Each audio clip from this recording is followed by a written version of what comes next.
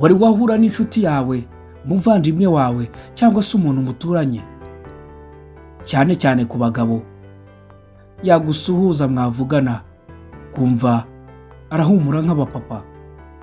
Imvugo yo guhumura nk'abapapa ni imvugo yasimbuye kuvuga ngo uriya muntu yasinze, uriya mugabo yasinze, nyamara aba yanyweye inzoga.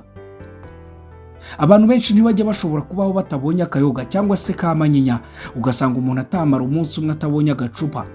Nubwo inzoga henshi bayita gahuzamiryango cyangwa se ikaguhuza n'inshuti, gusa hari n'ibindi bibizana ku buzima. Ntatinze, niyo mpamvu tugiye kurebera hamwe iby'inzoga nyinshi zishobora guhindura ku mikorere y'umubiri. Ibintu 5 inzoga nyinshi zangiza ku mubiri. Icya mbere, inzoga yangiza ku mikorere y'ubwonko. Bitewe n'uburyo umubiri wawe wihanganira inzoga, guhinduka kw'imikorere y'ubwonko benshi bita gusinda bishobora kuba nyuma y'icupa rimwe cyangwa bigasaba menshi. Uretse gusinda, ubushakashatsi bwerekana ko inzoga zigira uruhare mu kugabanya ubushobozi bw'ubwonko bwo kwibuka, kwangiza imitsi y'ubwonko ifasha mu ihererekanyamakuru, kwangiza ubwonko no kuba wata ubwenge. Icya kabiri, inzoga no kwangirika k'umwijima. Umwijima nk'urugingo rw'ingenzi mu mubiri. Byinshi tunywa, yaba imiti, ibiryo n'ibyo tunywa, byinshi biwucamo. Rukora akazi kenshi cyane mu kuyungurura no kwinjiza intungamubiri mu mubiri. Kunywa inzoga cyane binaniza umwijima, bikaba byanatuma wangirika. Indwara z'ingenzi zibasira umwijima bitewe no kunywa inzoga harimo hepatite, cirrhosis ndetse n'umwijima kuzuramo amavuta menshi. Icya gatatu, inzoga no kuba imbata kuri zo. Ubusanzwe kunywa inzoga nke nta ngaruka mbi nyinshi bigira ku buzima, gusa iyo utangiye kunywa inzoga nyinshi kandi kenshi, igihe utazibonye uba wumva hari icyo ubura. Bikaba bizwi nko kuba imbata, addicted. Ku banywa inzoga cyane bamaze kuba imbata ku nzoga, kuzibura bishobora kugaragazwa n'ibimenyetso birimo gususumira, gucangwa, kuzungera ndetse no kuvugishwa. Icya kane, inzoga no kwangirika amagufwa. Indwara irangwa no kuvunguka kw'aho amagufwa ahurira.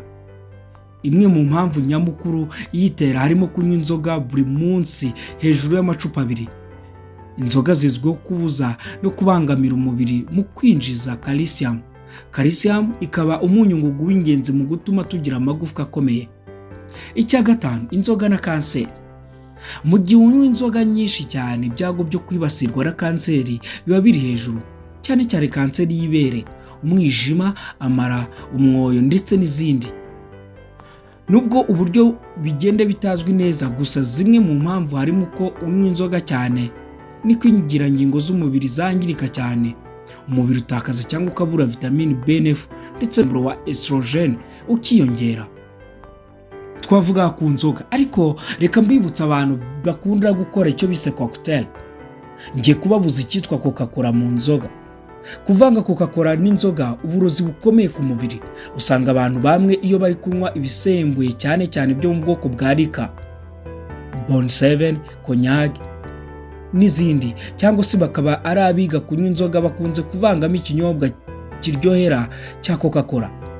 Ibi bituma ubukari bw'inzoga butumvikana ndetse hakaniyongeramo uburyohe, nyamara burya ni igisasu buri gushyira mu nda gishobora guturika isaha n'isaha kubera impamvu tugiye kukubwira hano. Izi mpamvu ngiye kukubwira zishobora kugutera uburwayi butandukanye nk'ubwo twavuze haruguru.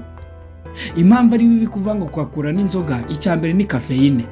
Muri iyi soda ya Coca-Cola habonekamo kafeine, kandi mu gacupa gato habamo miligramu 34 za kafeine. Ubushakashatsi bugaragaza ko iyo uvanze kafeine na alcohol, ya kafeine iganza alcohol ku buryo bwinshi bwa alcohol ari ukwinjiza umubiri biwugora kuwumenya. Ibi rero bituma urushaho kwinjiza alcohol nyinshi kandi ntugaragaza ibimenyetso byo gusinda, gusa nyuma yaho ibibazo biba ku mwijima n'impyiko. Ndetse ubushakashatsi bugaragaza ko abatwara ibinyabiziga bakora impanuka cyane ari ababa bavanze kurenza abanyoye inzoga gusa. Uko inzoga ikwira mu mubiri. Ukwirakwira kw'inzoga mu mubiri biterwa n'impamvu nyinshi, harimo kuba wariye cyangwa utariye, igitsina cyawe, uko ureshya, ibiro ufite ndetse n'akoko. Ikindi Ikiyongeraho rero ni ukuba wavanze na Coca-Cola kuko bituma inzoga ikwira vuba mu mubiri kurenza uwanyoye atavanze. Ibi bituma ingaruka ziterwa n'inzoga zigera vuba ku wavanze kurenza utavanze. Carbon dioxide. Iyi carbon dioxide tuyisanga mu byo kunywa byaba ibisembuye cyangwa ibidasembuye n'ituma binabika iki gihe. Iyi rero iyo ivanze urumva ko uba uyongereye bikaba bigira ingaruka ku gifu gishobora gutobagurika kuko alcohol iba ishaka kunyura mu nyama z'igifu ikinjira mu maraso. Ibi bituma igipimo cya alcohol mu maraso kiyongera, ndetse banafashe ikizamini cya alcohol basanga uwavanze ari ufite alcohol nyinshi mu maraso kurenza utavanze n'iyo baba banyoye amacupa angana. Kubera izi mpamvu rero niba ugiye kunywa inzoga ni byiza kuyinywa yonyine, cyangwa se washaka kuvanga ukayivanga n'imitobe kuko byibuze yo nta caffeine cyangwa carbon dioxide bibe birimo. Gusa nanone reka nkwibutse ko inzoga atari nziza. Inzoga si iz'abato, yewe n'abakuru bakwiriye kuzigenzura. Mureke twirindire amagara yacu. Turabakunda. Iki ni Ikibabi TV. Mugire umunsi mwiza.